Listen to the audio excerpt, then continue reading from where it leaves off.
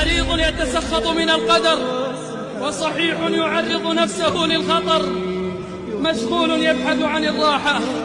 وفارغ قد مل من الاستراحة، طالب قد سئم من مقاعد الدراسة،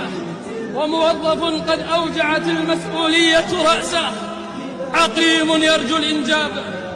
وصاحب ولد في عذاب،